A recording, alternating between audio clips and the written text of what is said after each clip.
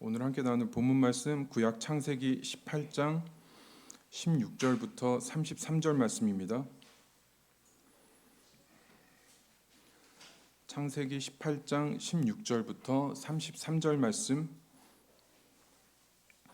함께 교도하겠습니다. 그 사람들이 거기서 일어나서 소돔으로 향하고 아브라함은 그들을 전송하러 함께 나가니라.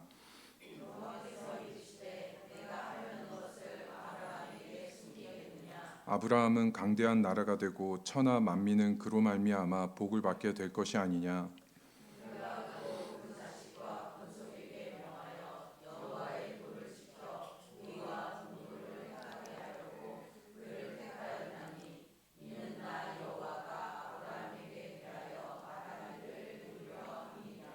여호와께서 또 이르시되 소돔과 고모라에 대한 부르짖음이 크고 그 죄악이 심히 무거우니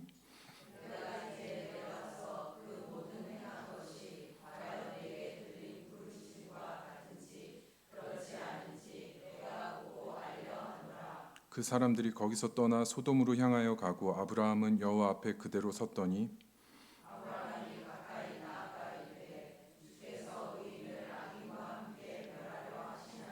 그 성중에 의인 50명이 있을지라도 주께서 그곳을 멸하시고 그 50 의인을 위하여 용서하지 아니하시리이까.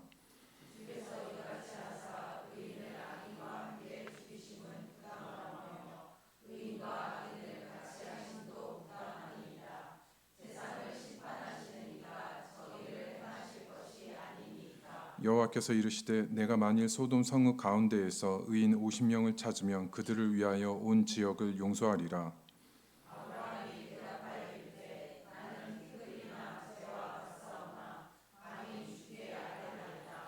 50 의인 중에 5명이 부족하다면 그 5명이 부족함으로 말미암아 온 성읍을 멸하시리이까. 이르시되 내가 거기서 45명을 찾으면 멸하지 아니하리라.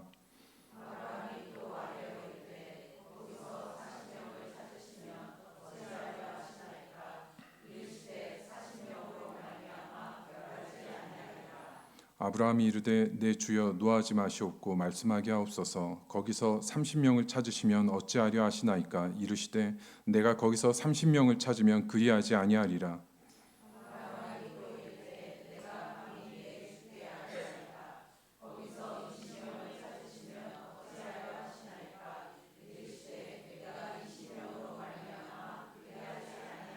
아브라함이 또 이르되 주는 노하지 마옵소서. 내가 이번만 더 아뢰리이다. 거기서 10명을 찾으시면 어찌하려 하시나이까. 이르시되 내가 10명으로 말미암아 멸하지 아니하리라. 다 같이 읽겠습니다.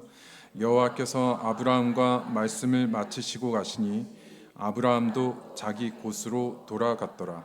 아멘. 오늘 말씀 하나님의 친구로 세상에 서는 법이라는 제목으로 말씀 나누도록 하겠습니다. 18세기 영국은 노예 무역 중에서 가장 큰 권력을 가진 나라였습니다. 노예 제도 반대 투쟁은 이때의 당시에 복음주의 기독교인들을 통해서 이루어졌는데 그 중심에 윌리엄 윌버포스라는 분이 있습니다. 이분은 평생 단 한 가지 노예 무역 폐지법을 통과시키는 데 온 삶을 거신 분입니다. 흑인 노예 참상을 알리고 반인권적인 악습이라는 여론을 만들고 의회에 계속 법안을 제출했던 분이죠. 그런데 아무리 법안을 올려도 11번이나 계속 법안이 통과가 되지가 않는 겁니다. 20년 그 법안을 계속 법안을 내고 사람들을 설득하는 과정 끝에 1807년 노예무역 폐지 법안이 통과되고 1814년 이제 이분이 그 다음 사명이 뭐냐면은 노예제 자체를 폐지하기 위한 노력을 시작을 합니다. 그래서 1833년 7월 26일 노예제도 폐지 법안이 의회를 통과하는 것을 본인이 살아있을 때 마지막으로 목격하고 3일 뒤에 29일 날 이분이 눈을 감게 되죠. 이분의 삶이 보여주는 것은 사회 안에서 하나님의 백성이 어떤 삶을 세워나가는지가 얼마나 중요한지를 보여주는 대목입니다. 믿음을 사회적인 삶으로 나타내는 것이 어떤 것인지를 보여준다는 거죠. 우리가 오늘 본문 앞에 15절까지 하나님은 직접 오셔서 아브라함 개인에게 아브라함의 언약을 다시 회복시켜 주시고 일으켜 주셨습니다. 그리고 나서 16절 이하는 소돔과 고모라에 대한 심판을 아브라함에게 알려주시고 그와 대화를 하시게 되죠. 이것은 하나님이 정해놓으신 뜻을 아브라함과 대화를 통해서 변경하신다는 의미가 아닙니다. 오늘 본문에서 핵심은 19절 말씀입니다. 19절 말씀 다 같이 한번 읽겠습니다. 내가 그로 그 자식과 건속에게 명하여 여호와의 도를 지켜 의와 공도를 행하게 하려고 그를 택하였나니 이는 나 여호와가 아브라함에게 대하여 말한 일을 이루려 함이니라. 아브라함과 그 자식과 건속들을 통해서 여호와의 도를 지켜 의와 공도를 행하게 하기 위함이라고 말씀합니다. 무슨 말인가 하면 지금 소돔과 고모라의 대화에 있어서 아브라함이 이제 알게 되는 것은 하나님을 믿는 약속의 자녀로서 세상에서 자신이 어떤 삶을 살아가는지가 결국 앞으로 다가올 미래의 소돔과 고모라 심판 속에서 하나님의 구원을 나타내게 되는데 핵심이 될 거라는 걸 아브라함이 오늘 말씀을 통해서 깨닫게 되는 겁니다. 그것이 오늘 본문을 듣고 있는 광야의 이스라엘 백성이나 오늘 말씀을 듣는 우리들한테 주는 오늘 말씀의 목적이 여기에 있다는 거죠. 하나님은 우리와 우리 자손이 세상 앞에서 어떻게 살아가는지가 장차 올 심판 속에서 하나님의 구원을 나타내는 길이 된다고 말씀하시는 겁니다. 모세가 창세기 본문을 기록할 때 이스라엘 백성은 가나안 입성을 앞두고 광야 생활을 하고 있었습니다. 그들이 들어갈 가나안 땅은 제2의 소돔과 고모라를 상징했었습니다. 오늘 본문이 이스라엘 백성들에게 이런 얘기하는 거죠. 너희는 가나안 땅 가운데서 어떤 존재로 살아갈 거냐? 아브라함의 자손의 의와 공도를 행하는 자로 가나안 땅에 들어갈 것인지 아니면 똑같이 소돔과 고모라처럼 거기에 동화되며 살아갈 것인지 이 말씀을 광야의 이스라엘 백성들에게 의미를 주고 있는 겁니다. 오늘 말씀을 통해서 우리가 하나님께 가까이 나아가서 우리가 일반적인 사회 속에서 어떤 믿음으로 서 있어야 되는지 깨닫는 시간이 되기를 바랍니다. 오늘 처음 살펴볼 제목 같이 한번 읽겠습니다. 부르심의 목적. 본문 16절부터 19절 말씀 함께 교도하겠습니다. 그 사람들이 거기서 일어나서 소돔으로 향하고 아브라함은 그들을 전송하러 함께 나가니라.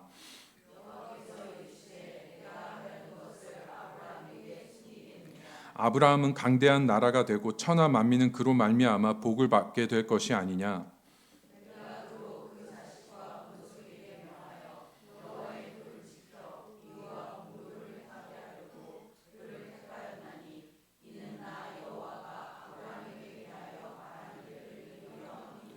하나님께서 아브라함에게 다시 언약을 주시고 하나님과 천사들은 소돔을 향해서 가고 아브라함은 이제 함께 따라가게 되죠. 그런데 우리가 한 가지 기억해야 될 건 17절부터 19절 말씀이 하나님과 아브라함이 나눈 그런 대화가 아니라 하나님의 독백이라는 부분입니다. 하나님의 독백이 무엇인가 하면 하나님이 내면으로 하나님이 어떤 걸 생각하는지가 기록되어 있는 부분이라는 겁니다. 하나님께서 하나님의 마음속으로 생각하신 뜻이 무엇인가 하면 하나님의 계획을 아브라함에게 숨기지 않으시겠다는 겁니다. 그리고 아브라함은 강대한 나라가 되고 그 믿음의 후손들이 아브라함의 복을 다 받게 될 거라는 걸 하나님이 마음속으로 정하셨다는 거죠. 중요한 것은 앞서 말씀드렸다시피 19절입니다. 그 목적이 무엇입니까? 19절에 택하였나니라는 단어는 히브리어 야다, 안다라는 겁니다. 그런데 이 단어의 의미는 하나님께서 아브라함을 선택하시고 은혜를 주시고 만나심으로 그를 아셨다는 겁니다. 그러니까 여기서 하나님이 택하셨다는 뜻은 하나님께서 정말 사랑과 은혜로 아브라함을 택하셔서 아브라함을 하나님의 목적으로 부르셨다는 거죠. 하나님이 축복과 은혜로 부르시는 택하심 안에는 책임이 있습니다. 어떤 책임입니까? 그 부르심을 받은 사람은 여호와의 도를 지키는 책임이 있습니다. 이것은 사람의 의지와 노력으로 하나님 뜻대로 살아가야지 그걸 의미하는 게 아니라 하나님의 은혜로 선택을 하셔서 복을 받은 자가 하나님과의 신실한 관계 때문에 거기서 오는 그 힘과 능력으로 올바른 길을 가게 된다는 뜻입니다. 그리고 두 번째로 그 은혜의 선택을 받은 자가 지켜야 하는 삶은 그 삶이 의와 공도라는 겁니다.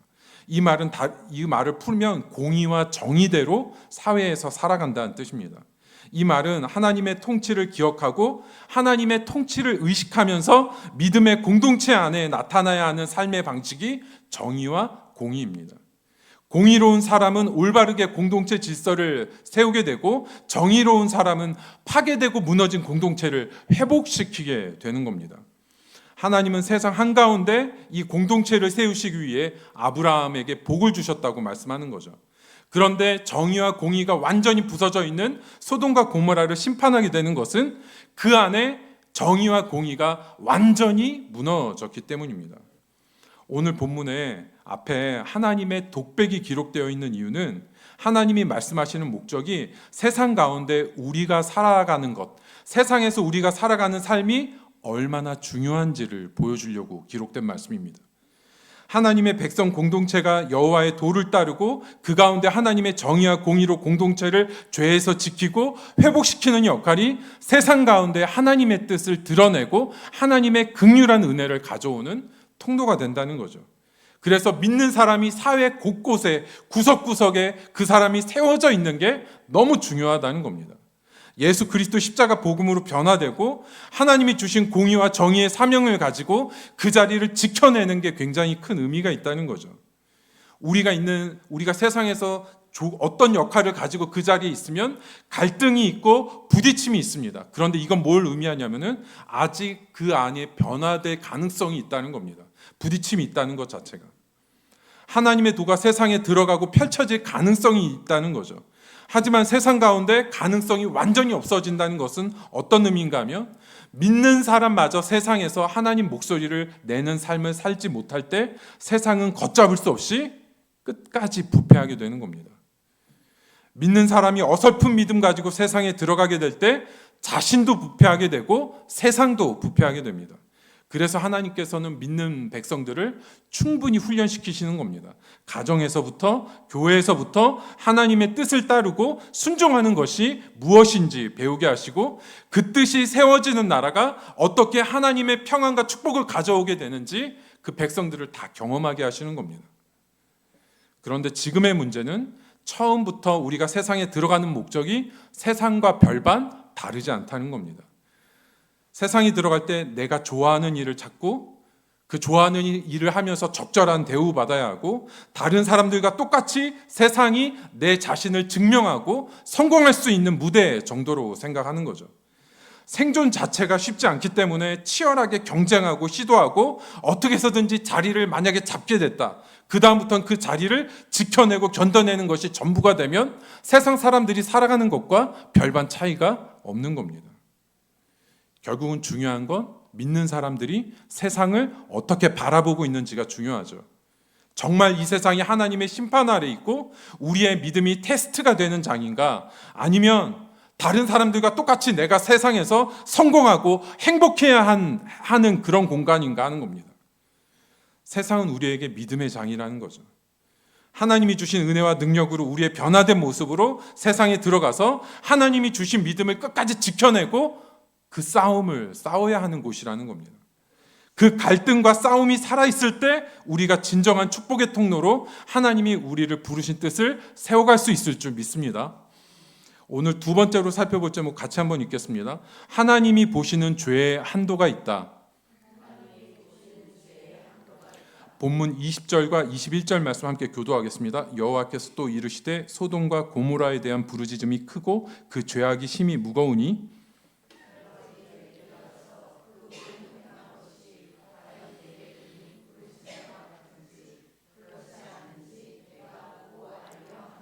(20절의) 부르짖음, 이 소돔과 고모라에 대한 부르짖음에는 두 가지 의미가 있습니다. 소돔과 고모라에 가득 찬 죄가 부르짖는다는 뜻이 있고, 두 번째는 약자를 억압하는 사회적 불의함에 대한 부르짖음이 가득 찼다는 의미가 있습니다. 그런데 우리가 어떤 맥락에서 봐야 되냐면 앞에 19절 말씀에서 정의와 공의를 말씀하신 것 보면 이제 소돔과 고모라에는 하나님이 보시는 정의와 공의가 숨 쉴 수 있는 틈이 없이 완전히 부패한 상태라는 걸 보여주고 있는 겁니다. 하나님이 21절에 하나님이 이제 내려가신다는 표현은 하나님이 그 죄악을 몰라서 내려가신다는 뜻이 아니라 이제 마지막 그 죄의 가득 참을 마지막으로 확인하시고 하나님께서 내려가신다는 건 이제 심판이 결정되었다는 뜻입니다. 창세기 11장 바벨탑 사건에서도 하나님이 내려오신다는 똑같은 표현이 있는데, 이 내려오심은 이제 바벨탑에는 심판을 내리시겠다는 뜻이 되는 겁니다. 역시 소돔과 고모라에서도 하나님이 내려오시기로 결정하셨다는 것은 하나님의 심판이 결정되었다는 거죠. 창세기 15장 6절에 이런 말씀 나옵니다. 내 자손은 4대 만에 이 땅으로 돌아오리니 이는 아모리 족속의 죄악이 아직 가득 차지 아니함이라. 하나님께서 아브라함에게 주신 약속 중에서 아모리 족속의 죄가 아직 가득 차지 않았기 때문에 아브라함의 후손이 되는 이스라엘이 400년 후에 가나안에 들어가게 된다고 약속을 주시는 본문입니다. 우리가 여기에서 어떤 걸 알 수 있는가 하면, 세상에 하나님이 보시는 죄의 한도가 가득 차게 되는 것과 하나님이 준비하신 믿음의 공동체를 그 속에 나타내시는 것이 그때가 맞물려 있다는 겁니다. 하나님께서 세상을 그냥 악하게 그대로 두시는 게 아니라 그 악이 완전히 가득 찼을 때 하나님이 준비한 하나님 나라의 공동체가 그 안에 들어갈 수 있는 준비를 하나님은 함께 하신다는 겁니다. 하나님을 믿는 공동체라고 해서 죄가 없는 공동체가 아닙니다. 하나님을 믿는 공동체 안에는 뭐가 있습니까? 예배가 있다는 겁니다. 어린 양의 피가 있고 속죄 제사가 있고 하나님의 긍휼한 회복이 있는 온전한 예배 공동체가 세상 가운데 세워질 때 세상에 소망이 있다는 겁니다. 아브라함 때는 아직 그 예배 공동체가 세워지지 않은 때라는 겁니다. 예배 공동체가 없을 때 그 어떤 것도 하나님이 정해놓으신 죄의 한도를 막을 수가 없었고 하나님의 심판을 피할 수 없게 된다는 것을 아브라함에게 그걸 보여주고 계신 거죠. 오늘 말씀을 듣고 있는 광야의 이스라엘 백성들에게도 마찬가지입니다. 출애굽기 19장 6절 보시면 제가 읽겠습니다. 너희가 내게 대하여 제사장 나라가 되며 거룩한 백성이 되리라고 말씀하셨습니다. 죄가 가득한 세상 가운데 하나님은 이스라엘을 세상에 보내실 때 제사장 나라가 되게 한다는 겁니다. 그게 세상에 하나님이 주시는 소망이라는 거죠. 하나님이 아브라함에게 소돔의 심판을 알리시는 것은 앞으로 약속하신 예배 공동체 없이는 얼마나 세상이 소망이 없는 것을 아브라함으로 하여금 보게 하시는 겁니다. 이것이 바로 교회가 가지고 있는 사명입니다. 어떤 많은 사역과 일을 앞세우기 전에 교회 안에 예배가 살아있어야 하는 이유는 그 예배를 통해서 하나님이 주시는 용서와 긍휼한 은혜가 흘러나오기 때문입니다. 그래서 교회 안에서는 계속해서 십자가 복음이 선포되어야 하고 진정한 회개와 회복이 선포되어야 하는 거죠. 교회 안에 바른 예배가 세울 수 있을 때 우리 자신도 살게 되고 세상도 살게 되는 겁니다. 우리가 드리는 예배를 통해서 우리 심령도 살아나고 세상에 참된 은혜와 긍휼을 흘려보내는 공동체가 되기를 바랍니다. 오늘 마지막으로 살펴볼 제목 같이 한번 읽겠습니다. 아브라함의 중보기도의 의미. 본문 22절부터 26절 말씀 함께 교도하겠습니다. 그 사람들이 거기서 떠나 소돔으로 향하여 가고 아브라함은 여호와 앞에 그대로 섰더니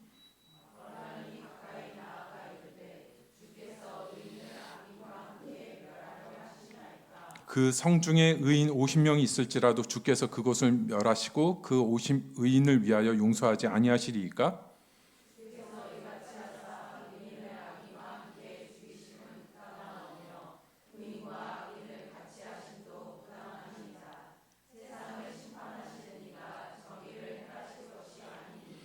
여호와께서 이르시되 내가 만일 소돔 성읍 가운데서 의인 50명을 찾으면 그들을 위하여 온 지역을 용서하리라. 천사들이 소돔으로 향할 때 아브라함은 이제 곧 하나님의 심판이 임하게 된다는 것을 아브라함은 알았습니다. 그런데 중요한 건 여기서 아브라함의 위치입니다. 22절 보시면 아브라함의 위치는 여호와 앞에 그대로 서 있더라. 천사들을 쫓아서 소돔으로 가지 않고 아브라함의 위치는 하나님 앞에 그대로 서 있었다는 겁니다. 아브라함은 지금 자신이 정말 중요하게 서 있어야 되는 자리를 안 거죠. 지금은 다른 사람이나 환경이나 눈으로 보고 지역을 찾을 때가 아니라 오직 하나님 앞에 서서 하나님의 긍휼한 은혜만을 구해야 할 때라는 걸 아브라함이 알고 있었다는 겁니다. 23절과 24절은 아브라함의 중보기도에서 가장 중요한 부분입니다. 가까이 나아갔다는 것은 아브라함이 두려움을 무릅쓰고 어떤 목적을 갖고 하나님께 나아갔다는 뜻입니다. 그 기도의 핵심은 하나님의 공의입니다. 공의로우신 하나님께서 어떻게 의인과 악인을 함께 심판하실 수 있는가, 이 부분을 붙들고 하나님을 늘어진 거죠.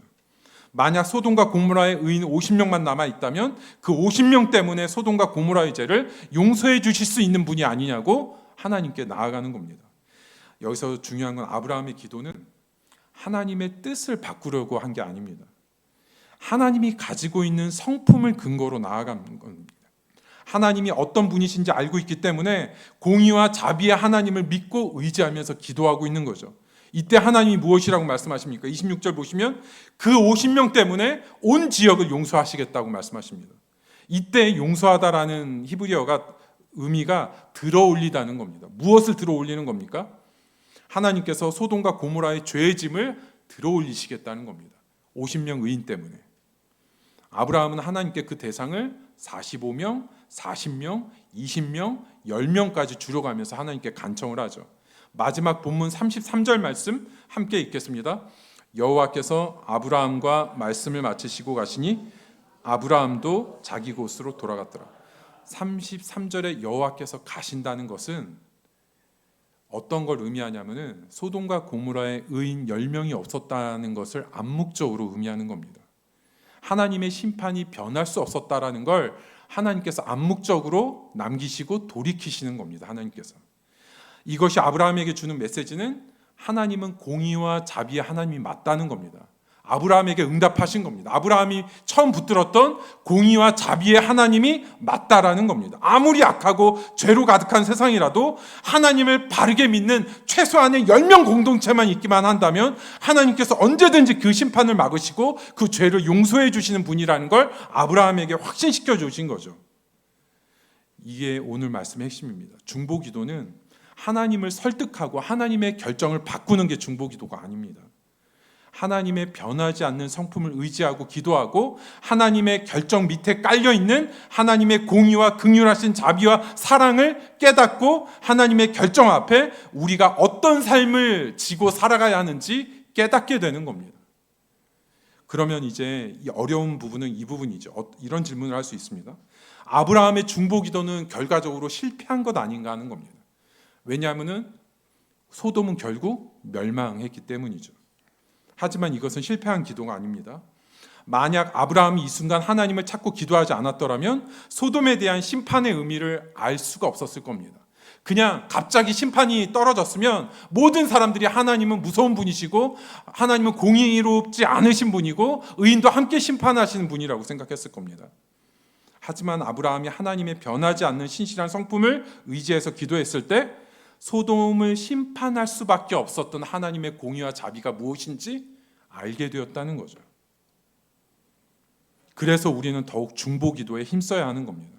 하나님의 성품을 의지하고 기도하며 하나님을 알아가야 하는 거죠. 하나님의 뜻을 바꾸기 위해서 기도하는 게 아니라 하나님이 가지고 계신 그 신실한 공의와 자비하심대로 삶의 상황을 하나님이 이끄시도록 하는 겁니다. 그래서 중보기도는 정말 신실하신 하나님의 뜻이 이루어지게 하는 힘이 있는 거죠. 그 신실하신 하나님을 믿고 하나님을 깊이 알아가게 되고 세상 가운데 우리 공동체가 어떻게 살아가야 하는지 그 길을 보게 해주는 겁니다. 성도 여러분, 결국 오늘 본문 소돔과 고모라의 심판 앞에 아브라함의 기도가 기록되어 있는 목적이 무엇입니까? 결국은 하나님을 믿는 예배 공동체의 소중함을 하나님께서 우리에게 말씀하시고 계신 겁니다. 하나님께서 계속해서 죄가 가득 차고 있는 세상에 대해서 하나님이 준비하시는 방법은 오직 하나님을 바르게 믿고 예배하는 공동체의 세상의 모든 소망을 거기에 두고 계신다는 겁니다. 아무리 그 공동체가 작고 힘이 없어 보이더라도 하나님은 그 공동체의 믿음과 예배를 보시고 하나님의 용서와 긍휼한 축복을 세상에 흘러가게 하셔서 세상을 지켜주시게 되는 거죠. 그런데 하나님이 준비하신 그 공동체마저 믿음을 잃어버리고 예배를 잃어버린다면 세상에는 소망이 없다는 겁니다. 두 가지가 중요한 겁니다. 한 가지는 우리가 세상을 어떻게 바라보는지가 중요합니다. 세상 사람들과 똑같이 내가 성공하고 내가 드러나야 하는 무대가 아니라 세상은 우리의 믿음을 지켜야 하는 곳이고 하나님께 우리의 믿음을 드려야 하는 곳이라는 겁니다. 그리고 두 번째, 우리가 신실하게 지켜야 하는 예배의 자리입니다. 어떤 고난과 예상하지 못한 아픔의 순간에도 우리의 위치는 하나님을 떠나지 않는 겁니다. 우리가 먼저 죄악을 끊어내고 살아있는 예배를 드리고 적극적으로 우리가 속해 있는 작은 공간에서 하나님의 뜻을 이루어 나갈 때 하나님은 우리의 예배와 삶을 통해서 이 세상을 축복해 주시고 긍휼한 용서와 축복으로 이 세상을 지켜주실 줄 믿습니다. 오늘 말씀 생각하면서 함께 기도했으면 좋겠습니다. 오늘 말씀은 하나님께서 이 세상에 하나님의 소망을 교회 공동체 안에 두셨다는 겁니다. 그래서 우리가 세상을 어떻게 바라보는지, 내가 끝까지 잘되고 행복해야 하는 세상이 아니라 하나님이 우리에게 주신 믿음을 나타내야 하는 세상으로 우리가 바라보고 나아갈 수 있도록 기도하겠습니다. 이 세상이 죄악으로 가득 찰 때 하나님이 보시는 것은 교회를 보십니다. 아무리 세상이 험하고 악해져도 우리가 바른 예배에 모든 것을 걸고 하나님의 긍휼한 용서와 축복을 가져오는 복된 공동체가 되게 해달라고, 우리가 기도의 자리를 지키고 하나님의 신실한 뜻이 이루어지는 통로가 되고 세상에 우리가 속한 자리가 하나님의 뜻대로 변하게 해달라고, 우리가 하나님이 보내신 그 삶의 목적을 지키고 이루어드리는 삶이 되게 해달라고 오늘 말씀 생각하면서 함께 기도하겠습니다.